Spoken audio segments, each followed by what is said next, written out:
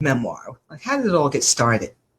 So 2 years ago, I was given an invitation to step into my shining during a 4-day retreat. And I really took that to heart. And it required me looking at all the ways that I prevented myself from shining. And part of the process was rewriting my stories that I had been telling myself for years from the place of being the victim to rewriting them from a place of empowerment. And You have a great subtitle, From Invisible to Invincible. So what is that invisibility and what's the invincibility you're trying to get people to achieve? yeah, it's funny because that's I get that question a lot, and it's not about being louder and bigger and increasing your social media or getting on stage. We become invisible to ourselves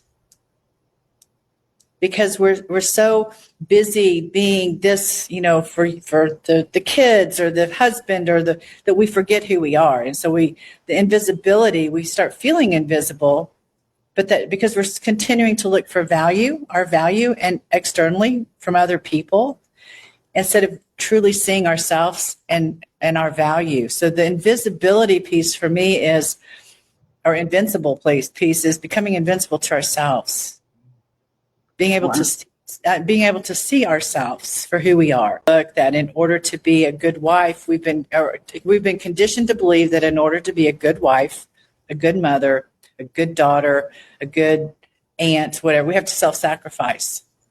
And while that may be fine for some people, it can be very lonely and you lose yourself in the process. And so outside of those rules, who are we? Who are you? This resonates so much because the books that I wrote were much about, really inspired by the fact that you really do sublimate your own personality sometimes in a marriage if you have a dominating partner and if there's a lot of things to do with business, children, whatever it is. Right. So what was your breaking point and how did you manage to reinvent your life? My breaking point was after my father died, and I'm proud of the content.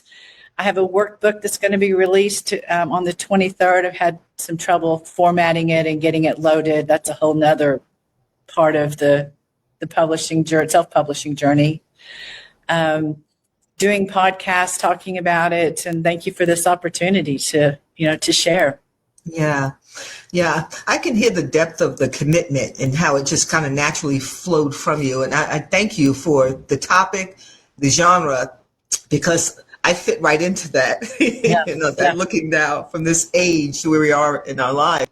Remembering magic and stepping into your shining. Do you remember when the world felt magical? When it seemed possible that fairies might show up at the edge of the garden or that trees whispered secrets just for you? What if that feeling of wonder and enchantment was never truly lost? What if it's simply been patiently waiting for you to remember it? When I was a child, I saw fairies. This isn't a metaphor or a whimsical exaggeration. They were as real to me as the ground under my feet.